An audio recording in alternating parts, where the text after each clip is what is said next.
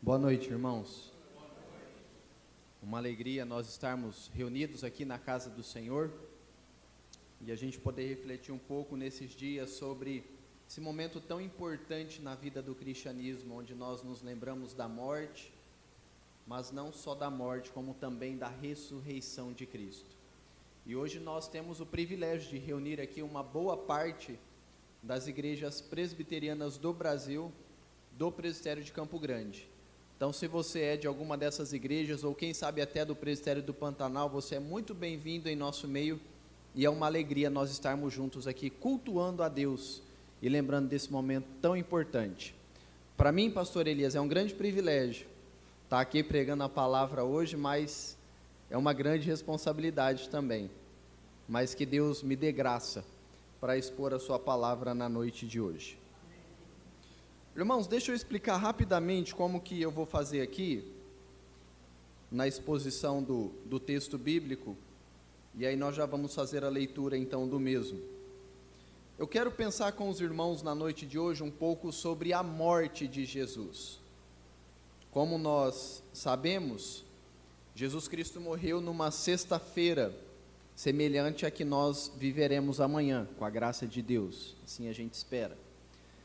E por essa razão, então, eu quero, nesse dia que antecede ao dia em que Jesus morreu, eu quero pensar um pouquinho com vocês no registro bíblico, e como a Bíblia relata e registra esse momento tão importante para o cristianismo, que foi a morte de Jesus. Então nós vamos meditar aqui no livro de Lucas. E aí, se você puder, abra aí a sua Bíblia então no livro de Lucas. Nós vamos fazer a leitura desse texto, mas nós vamos fazer essa leitura do texto em blocos. Então eu separei a mensagem aqui em 3 momentos, em 3 grandes blocos, e para cada bloco nós vamos fazer a leitura do texto, eu vou expor, depois nós vamos fazer a leitura do texto novamente, eu vou expor, e para finalizar eu vou fazer a leitura novamente do restante do texto, e depois eu vou expor, e ao final eu vou trazer algumas aplicações ao nosso coração, tá bom? A gente vai fazer aqui apenas um recorte dos instantes finais da vida de Jesus. Então abra aí a sua Bíblia em Lucas 23,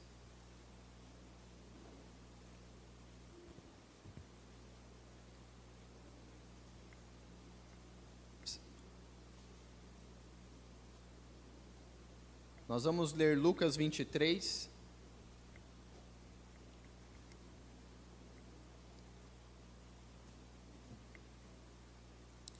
nós vamos começar aqui no versículo 33, nós vamos começar então aqui nesse primeiro bloco do texto bíblico. Como eu disse, irmãos, a ideia aqui é fazer apenas um pequeno recorte dos momentos finais da vida de Jesus. É óbvio que o sofrimento de Jesus na cruz, ele não se limita somente ao capítulo 23, aqui de Lucas, ele começa bem antes, mas para a gente não se delongar muito, eu fiz um recorte já logo no finalzinho dos instantes finais da vida de Jesus, o nosso Salvador. Nós vamos fazer a leitura de forma alternada, então eu vou ler aqui os versículos ímpares e eu peço que a igreja leia os versículos pares. Nós vamos ler aqui então Lucas 23, do versículo 33 ao 38. De maneira alternada nós vamos fazer a leitura desse primeiro bloco. Quando chegaram ao lugar chamado Calvário, ali o crucificaram, bem como aos malfeitores, um à direita, outro à esquerda.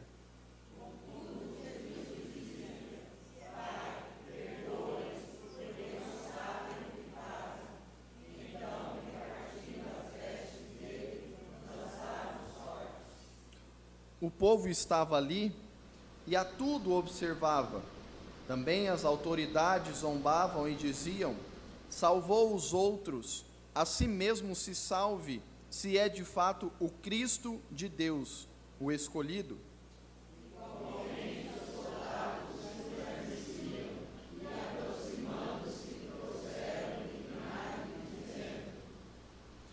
Se tu és o rei dos judeus, salva-te a ti mesmo.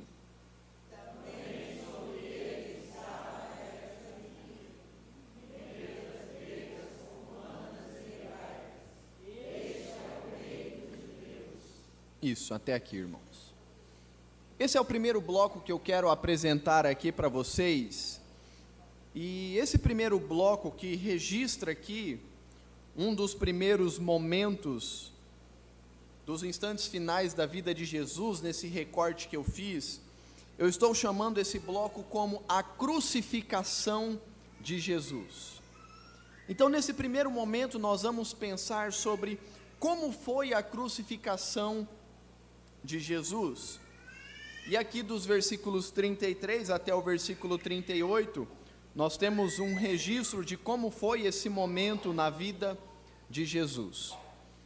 O primeiro detalhe que nós temos que nos atentar aqui, irmãos, no texto, é que quando Jesus foi ser crucificado pelos soldados romanos, ele não estava só. Você pode observar aí no texto que havia junto com Jesus 2 outros homens, que também foram levados com ele para o lugar da crucificação. Então nós tínhamos ali Jesus e mais 2 malfeitores que estavam junto com ele, e esses 3 homens passariam pela mesma dor, pelo mesmo sofrimento, pela mesma morte, a morte de crucificação. E veja, esses 2 homens que estavam com Jesus, o texto não nos diz qual era o nome deles, ou qual o crime que eles cometeram, mas à luz do contexto e da época em que se dava uma morte de crucificação, nós podemos ter a plena certeza que esses homens estavam sendo levados para serem crucificados porque eles tinham cometido um crime hediondo. E naquela época, as pessoas que morriam em uma cruz eram pessoas cruéis, pessoas violentas, pessoas que tinham cometido alguma coisa imperdoável. E a pena para aquele que cometia tal crime era a morte de cruz. E perceba que Jesus, à semelhança desses 2 homens, foi levado a uma cruz como se ele tivesse também cometido um crime hediondo. Mas seguindo aqui no texto, nós temos uma outra informação importante também, além de saber que Jesus estava acompanhado de 2 homens. Jesus foi levado para um lugar que aqui no texto está registrado como Calvário. Essa é a palavra, esse é o termo colocado por Lucas aqui no texto, no versículo 33, ao lugar chamado Calvário. Esse termo Calvário no grego, ele tem a tradução de crânion, a ideia de crânio para a nossa linguagem. E trazendo o significado então dessa realidade, nós vemos que na Bíblia, nos evangelhos, Mateus, Marcos, Lucas e João, em alguns momentos os autores vão usar a terminologia Calvário, em outras eles vão dizer lugar da caveira, ou então Gólgota. Essas 3 nomenclaturas dizem respeito ao mesmo lugar, o lugar aonde Jesus Cristo, juntamente com aqueles 2 homens, fora levado para ser crucificado ali. E nós vemos então, por informações de estudiosos, que esse lugar onde Jesus foi crucificado, era um lugar que ficava fora dos muros de Jerusalém, era um lugar que ficava do lado de lá de Jerusalém, e próximo a esse lugar tinha um jardim muito belo, muito bonito, e era nesse lugar onde Jesus estava sendo encaminhado para ser crucificado. Irmãos, à luz de Marcos, capítulo 15, versículo 25, nós sabemos que o momento em que Jesus foi crucificado foi exatamente na hora terceira, ou seja, às 9 horas da manhã. Esse foi o exato momento em que Jesus foi levado para o lado de fora da cidade de Jerusalém. Ele foi encaminhado para esse lugar que nós vimos aqui, que chama Calvário, e ali nesse Calvário É nesse momento que Jesus teve as suas mãos penduradas e os seus pés fixados sobre um pedaço de madeira, como se ele tivesse cometido um crime imperdoável. E às 9 horas da manhã, os soldados romanos então prendem Jesus naquela madeira. E quando esse fato acontece, quando Jesus é colocado sobre a madeira às 9 horas da manhã, nós vemos algumas informações importantes, ainda aqui no texto, que eu também passo a destacar. Depois que Jesus já está crucificado na cruz, ele é pendurado na cruz, nós vemos em primeiro lugar que Jesus ora pelos seus algozes. Nós vemos isso no versículo 34. Contudo, Jesus dizia: Pai, perdoa-lhes, porque não sabem o que fazem. Veja que impressionante, irmãos. Jesus estava sendo crucificado por aqueles homens, Jesus foi fixado na cruz por aqueles homens, e mesmo sendo crucificado naquela cruz, Jesus olha para aqueles homens com compaixão e ora em favor daqueles homens. Jesus ora em favor dos seus inimigos, daqueles que o penduraram na cruz. Segundo, nós vemos que além de Jesus orar pelos seus algozes, o texto continua descrevendo para nós que as autoridades da época, especialmente as autoridades religiosas, os escribas e os fariseus, eles começaram a zombar de Jesus quando ele estava sobre a cruz. E aqui no versículo 35 nós vemos as palavras de zombaria daqueles homens em relação a Jesus. E nós vemos então que aqueles homens diziam: salvou os outros, a si mesmo se salve, se é de fato o Cristo de Deus, o escolhido. Jesus estava pendurado em uma cruz, as autoridades religiosas olham para Jesus e dizem: Jesus, se você é de fato o Filho de Deus, desça dessa cruz e salva-te a ti mesmo. Mas em terceiro, seguindo ainda aqui no texto, nós vemos que além dos religiosos zombarem de Jesus, um grupo de soldados romanos que estavam ali acompanhando aquele momento, também passam a zombar de Jesus na cruz. E aqui no versículo 36, nós vemos então, 36 e 37, as palavras desses homens. Igualmente os soldados o escarneciam e, aproximando-se, trouxeram-lhe vinagre, dizendo: se tu és o rei dos judeus, salva-te a ti mesmo. Se tu és o rei dos judeus, salva-te a ti mesmo. E aqueles homens também passam a zombar de Jesus. Irmãos, essas palavras lembram vocês de algum outro contexto da vida de Jesus em que ele também foi tentado exatamente dessa maneira? Eu não sei se os irmãos estão se recordando, mas em Mateus 4 registra o momento em que Satanás vem tentar a Jesus.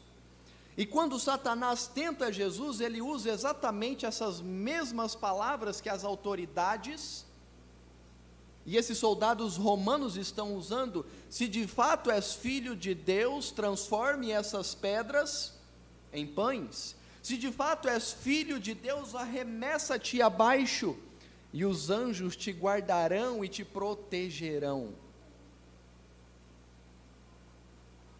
No início do ministério de Jesus, ele começou sendo tentado por Satanás.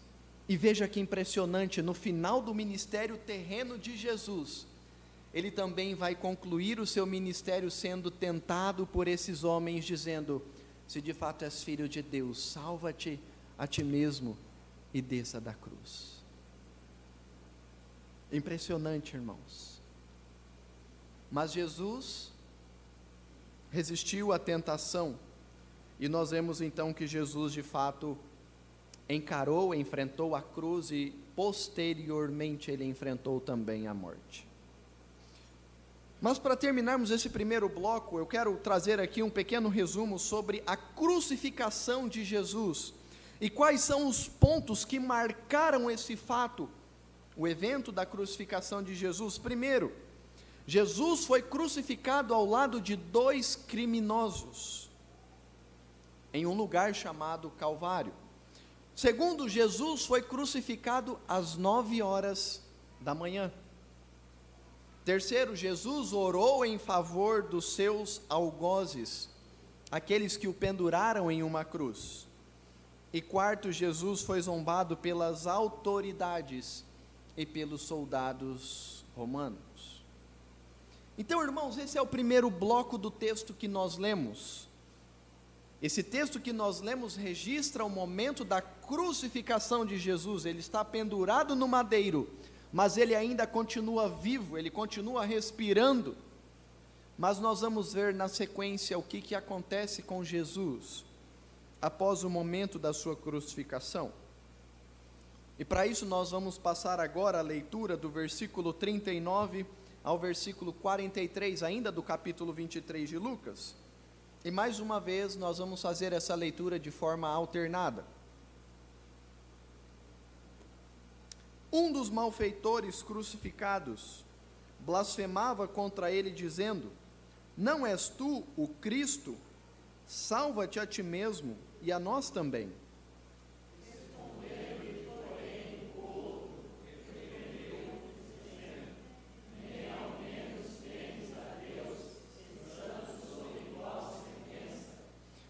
Nós, na verdade, com justiça, porque recebemos o castigo que os nossos atos merecem, mas este nenhum mal fez.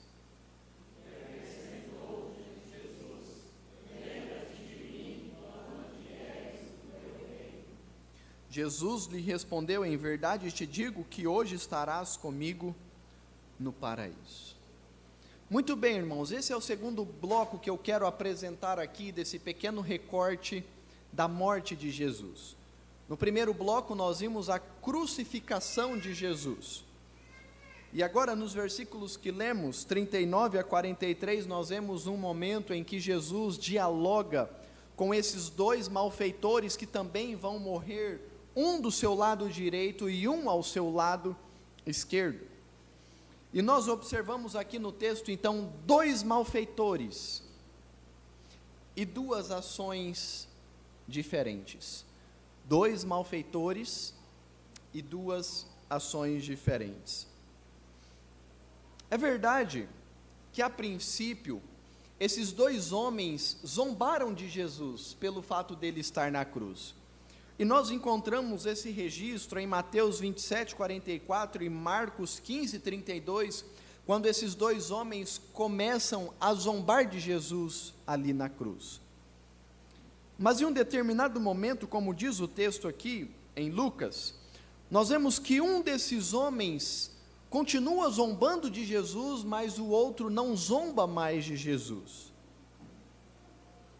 Mas destacando o primeiro malfeitor que o texto nos apresenta, nós vemos que esse homem continua zombando de Jesus à semelhança das autoridades e dos soldados romanos. E aqui no versículo 39 nós vemos a palavra, ou as palavras desse homem contra Jesus na cruz. Ele diz: não és tu o Cristo? Salva-te a ti mesmo e a nós também. Perceba, a atitude desse primeiro malfeitor mencionado no texto é zombar de Jesus à semelhança daqueles homens que antevieram a ele. Mas na sequência do texto nós vemos que esse segundo homem, ou esse segundo malfeitor que estava ali junto com Jesus, ele reconhece a culpa do crime que ele cometeu, e nós vemos então que ele reconhece também que Jesus Cristo é Senhor e é Salvador. E nós vemos então no versículo 41 e 42, esse segundo homem dizendo o seguinte: nós, na verdade, com justiça, porque recebemos o castigo que os nossos atos merecem, mas este nenhum mal fez. E acrescentou Jesus: lembra-te de mim quando vieres no teu reino. Perceba, irmãos, o primeiro malfeitor, ele continuou zombando de Jesus. Mas esse segundo homem que é registrado aqui no texto, nós vemos que ele reconhece a culpa, ele reconhece o seu pecado. E quando ele reconhece o seu pecado, ele se quebranta diante de Jesus e ele diz: Jesus, quando o Senhor vier no teu reino, se lembre de mim. Em outras palavras, esse homem estava pedindo a compaixão, a misericórdia, a clemência de Jesus sobre a vida dele, porque esse segundo malfeitor havia reconhecido que Jesus é Senhor, Ele é o rei desse reino, mas Ele também é o Salvador, porque esse homem diz: lembra-te de mim. Esse homem chamado Jesus pode salvar, esse homem Jesus pode tirar um homem que estava caminhando para as trevas e levá-lo para o seu reino. E nós vemos então, irmãos, dois malfeitores, mas duas ações diferentes. Um continuou zombando de Jesus, e o outro se rendeu a Jesus. E como resultado, nós vemos que um não recebeu a vida eterna, porque ele continuou zombando de Jesus. Apesar do texto não dizer com palavras claras, nós podemos inferir isso porque Jesus se dirige somente ao segundo malfeitor e diz: ainda hoje estarás comigo no paraíso. Nós vemos então que esse homem que se rendeu a Jesus, ele teve a garantia da vida eterna ao lado do próprio Jesus. E veja que impressionante, irmãos, as palavras de Jesus, porque Jesus diz que ainda hoje você estará comigo no paraíso. Jesus não está dizendo: olha, no dia em que eu voltar triunfantemente, você estará comigo no reino celestial. Não, Jesus está dizendo: ainda hoje você estará no gozo do meu Pai, ainda hoje você desfrutará da vida eterna, que está prometida a todos aqueles que me reconhecem como Senhor e Salvador. Portanto, irmãos, resumindo esse diálogo que Jesus teve com esses dois malfeitores, nós percebemos aqui duas cenas que nos chamam muito a atenção. A primeira, um dos malfeitores zomba de Jesus, e como consequência esse homem não recebe a salvação da parte de Jesus. Mas em segundo, nós vemos um outro malfeitor que reconheceu o seu pecado e admitiu que Jesus é Senhor e Salvador, e esse homem recebeu graciosamente a vida eterna. Sendo assim, nós vamos então caminhar para o terceiro e último bloco. E nesse último bloco nós vamos ver então o momento final da vida de Jesus. Até aqui Jesus ainda está vivo, lembre-se disso. Jesus ainda está na cruz, ele está pendurado, ele está fixado pelos pregos, mas ele ainda vive. Mas agora nós vamos ler o registro do então, ou da então morte do nosso Salvador. E nós vamos passar a leitura aqui do versículo 44 ao 49, mais uma vez de forma alternada. E a gente conclui assim o nosso terceiro bloco. Já era quase a hora sexta, e escurecendo-se o sol, houve trevas sobre toda a terra, até a hora nona.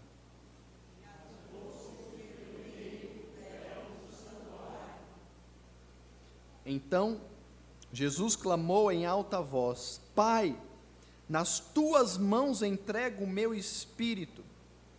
E dito isto, expirou.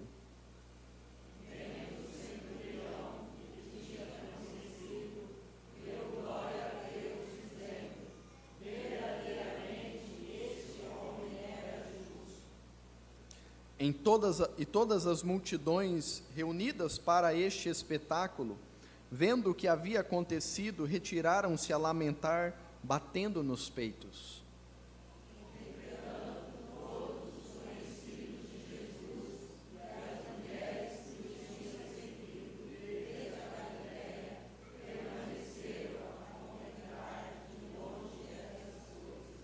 Isso. Esse é o terceiro e último bloco que eu quero expor.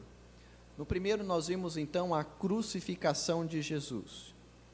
O momento em que esse homem foi pendurado na cruz. No segundo bloco nós vimos o momento em que Jesus tem um diálogo muito interessante com aqueles dois malfeitores que estavam ao seu lado. Um se arrependeu, o outro não. E agora nesse terceiro bloco nós temos aqui o registro da morte de Jesus. O momento então em que ele entregou o seu espírito ao Pai e a sua vida naquele momento cessou. À luz do próprio texto que lemos, nós somos informados que já era quase a hora sexta, ou seja, isso significa que já era por volta do meio-dia. E quando chegou então por volta do meio-dia, lembre-se, Jesus já estava pendurado na cruz desde as 9 horas da manhã.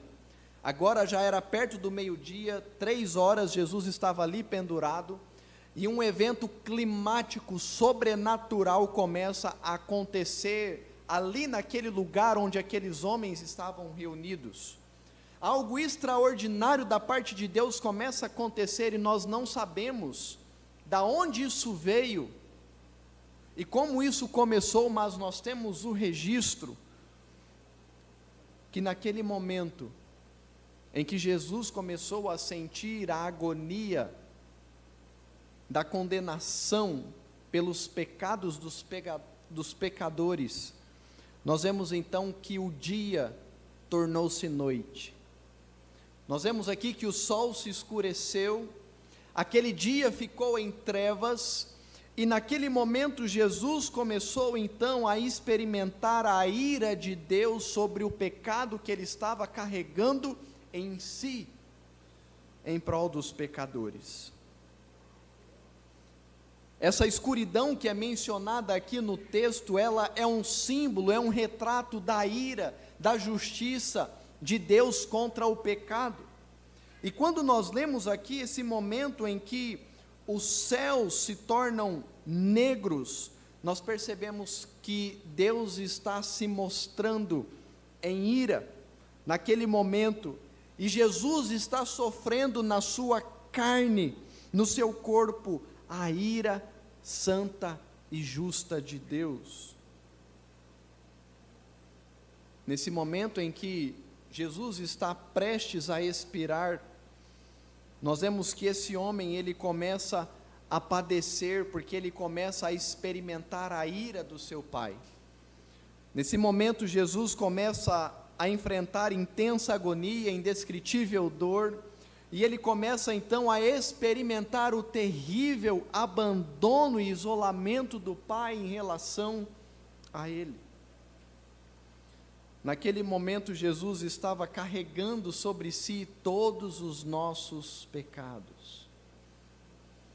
Irmãos, um detalhe importante aqui sobre esse evento, sobre esse momento da morte de Jesus, é que a despeito de qualquer dor física que Jesus sofreu, e nós sabemos que ele sofreu dor física, porque uma coroa de espinhos foi colocada sobre a sua cabeça, as suas mãos e os seus pés foram traspassados, Jesus foi apunhalado pelos soldados romanos. Mas veja, apesar de todo esse sofrimento físico que Jesus enfrentou na cruz e antes da cruz, nós não podemos deixar de esquecer que o maior sofrimento que Jesus sofreu na cruz foi o abandono do seu Pai.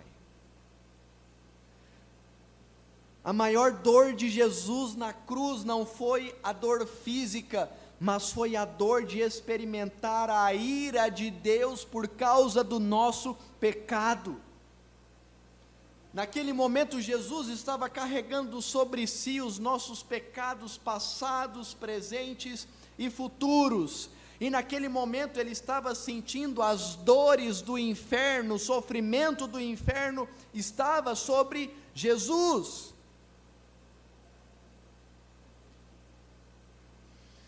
O sofrimento que nós experimentaríamos, Jesus naquele momento experimentou a ira eterna de Deus por causa do meu e do seu pecado. E é por isso que naquele momento tudo ficou em trevas, porque Deus estava irado com o nosso representante Jesus por causa do nosso pecado. Ele não pecou, mas ele se fez pecado em nosso lugar. E nesse momento então de extrema agonia, sofrimento, em que ele experimenta a ira de Deus sobre si, o texto nos informa então, que enquanto Jesus experimentava essa agonia, o véu do templo rasgou-se de alto a baixo, e esse véu ele separava o lugar ali do santo e o santo dos santos, que era o local onde o sumo sacerdote adentrava uma vez por ano, para pedir a misericórdia e o perdão de Deus sobre toda a nação de Israel. E naquele momento, aquele véu que separava o santo e o santo dos santos, se rompeu, aquele véu se rasgou, e é como se Deus estivesse dizendo que agora a comunhão com o Pai estava aberta, nós tínhamos livre acesso a Deus,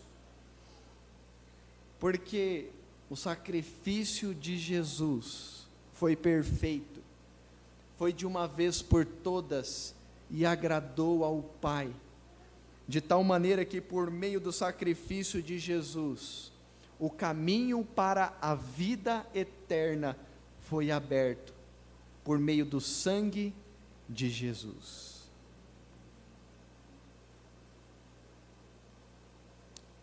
Depois desses fatos, irmãos, nós somos informados pelo texto que Jesus, então, instantes antes da sua morte, ele fez ainda mais uma oração. E nessa oração, registrada aqui no versículo 46, ele clamou em alta voz e ele disse: Pai, nas tuas mãos entrego o meu espírito. E depois disso, então, Jesus morreu. E Jesus, então, morreu. Resumindo aqui a morte de Jesus, esse momento ele é marcado por alguns fatos muito importantes. Primeiro, do meio-dia até às 15 horas, a terra se escureceu, tudo ficou escuro, tudo ficou negro. Jesus estava experimentando naquele momento a ira de Deus. Segundo, o véu do templo se rasgou de alto a baixo, e por meio do sacrifício de Jesus, nós tivemos livre acesso à presença de Deus. Agora nós não precisamos mais de um sumo sacerdote que nos represente para adentrarmos até Deus. Nós temos Jesus como nosso único e supremo sumo sacerdote, e agora nós temos livre acesso a Deus por meio de Jesus.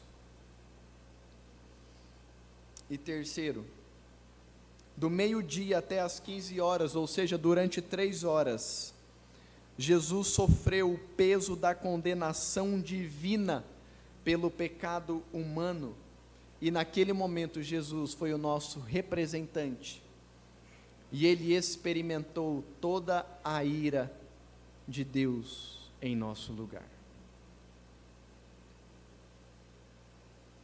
Sendo assim, irmãos, nós vimos aqui na noite de hoje apenas um pequeno recorte dos instantes finais da vida de Jesus, e vimos aqui 3 grandes blocos que registram o momento final da vida de Jesus. Num primeiro momento nós vimos a crucificação, Jesus foi colocado sobre o madeiro às 9 horas da manhã.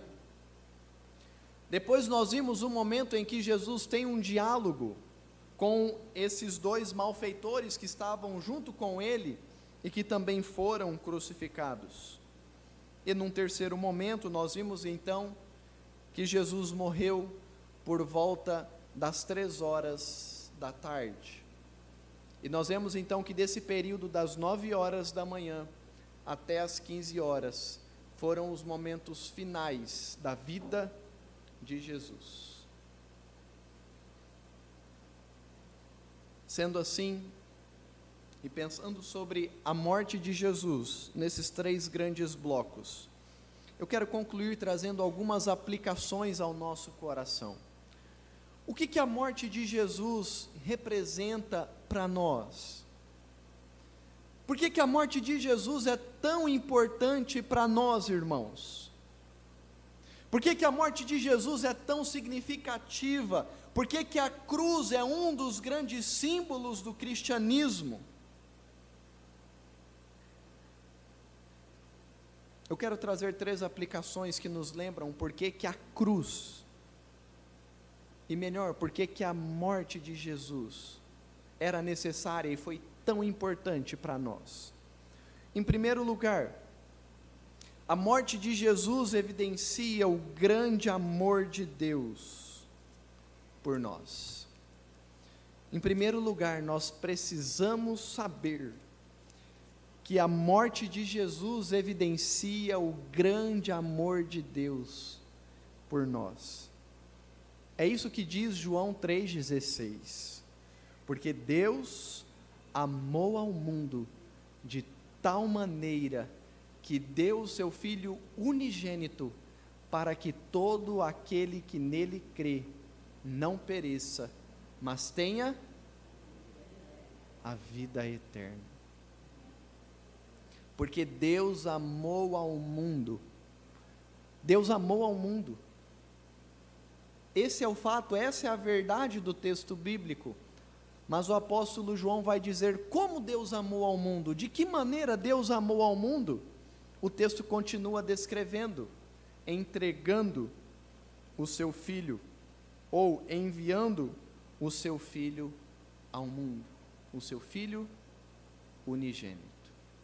Portanto, irmãos, a morte de Jesus evidencia para nós o grande amor de Deus por nós. Em segundo lugar, a morte de Jesus não foi um acidente.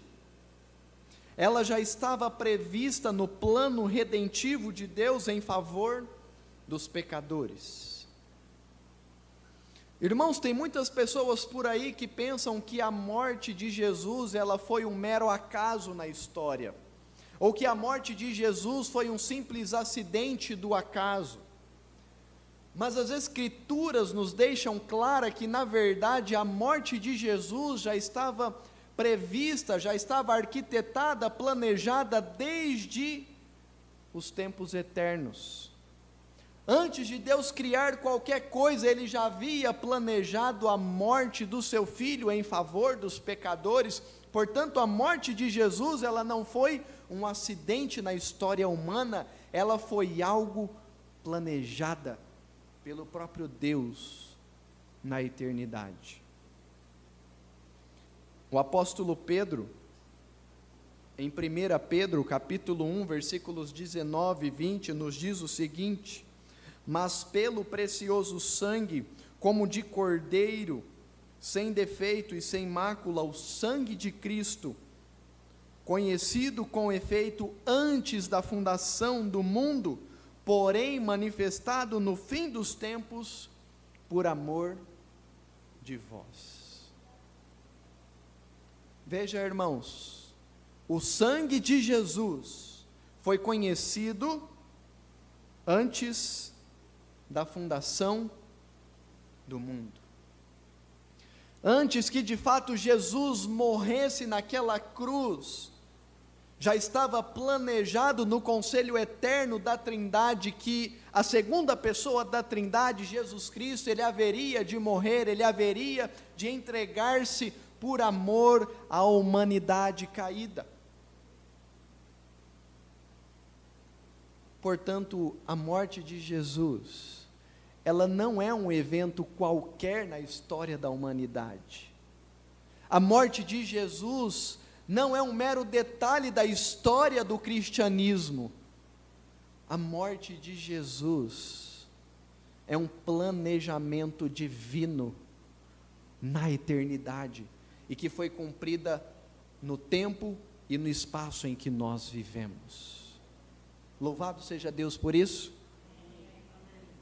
Mas em terceiro e último lugar, a morte de Jesus também significa que foi por meio dela, ou meio pelo qual Deus nos trouxe a redenção. Você pode se perguntar, por que Jesus teve que morrer? Qual a finalidade, qual o objetivo, qual a intenção de Deus em entregar o seu Filho para morrer por nós? E a resposta nós encontramos, irmãos, em Romanos 3, 23 e 24, quando o apóstolo Paulo nos diz: pois todos pecaram e carecem da glória de Deus, sendo justificados gratuitamente por sua graça, mediante a redenção que há em Cristo Jesus. Sabe qual é a resposta pela qual Jesus Cristo teve que morrer por mim e por você na cruz?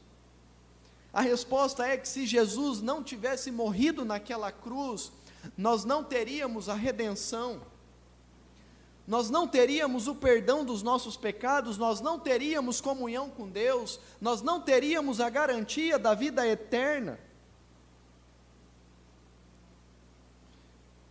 Se Jesus Cristo não morresse pela sua igreja, nós viveríamos eternamente no inferno, sofrendo todo o sofrimento contra o nosso pecado. Mas Jesus Cristo morreu naquela cruz, para nos dar a salvação, para nos dar a redenção, para nos dar a certeza de que um dia nós reinaremos com Cristo na glória celestial, e que por meio do seu sangue é que nós chegaremos lá, não pelos nossos méritos, não pelas nossas obras, mas pelo sangue de Jesus que foi derramado para nos dar a salvação e a certeza da vida eterna.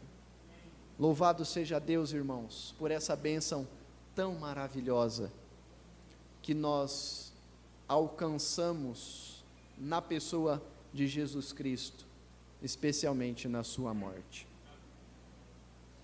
Que Deus nos abençoe, irmãos, que Deus nos ajude a lembrar dessas verdades maravilhosas, de que a morte de Cristo, ela traz benefícios para a nossa vida cristã.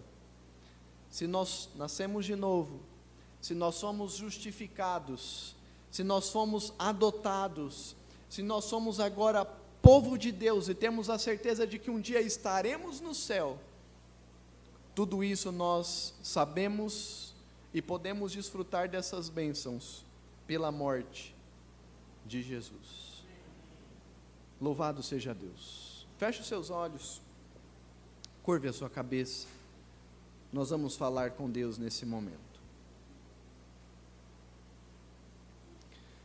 Ó Deus, nós queremos te agradecer por esse texto tão precioso, tão rico, que nos fortalece, que nos empolga, que nos anima, que nos dá esperança de viver.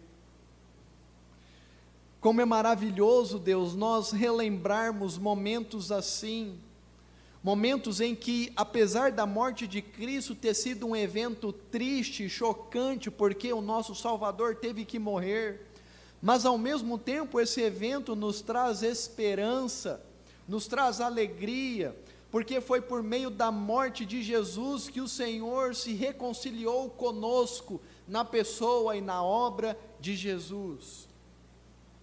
Obrigado, Deus, porque nós não tínhamos condições de restaurar a nossa comunhão contigo, nada que nós fizéssemos poderia nos levar até o Senhor, mas aprouve ao Senhor na eternidade, nos tempos eternos, enviar o teu Filho Jesus, e por meio dele o Senhor restauraria a nossa comunhão contigo.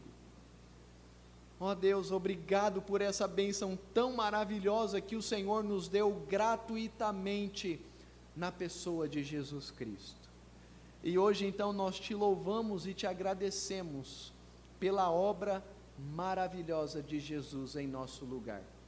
Louvado seja o teu nome, hoje e para todo o sempre. Amém. Deus nos abençoe, irmãos. A palavra está com o pastor Flávio.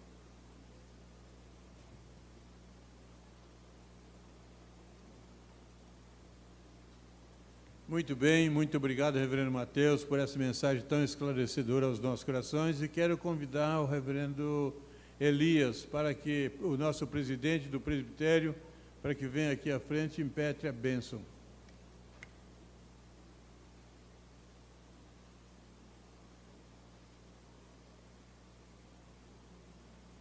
Muito obrigado. Vamos colocar em pé, meus irmãos.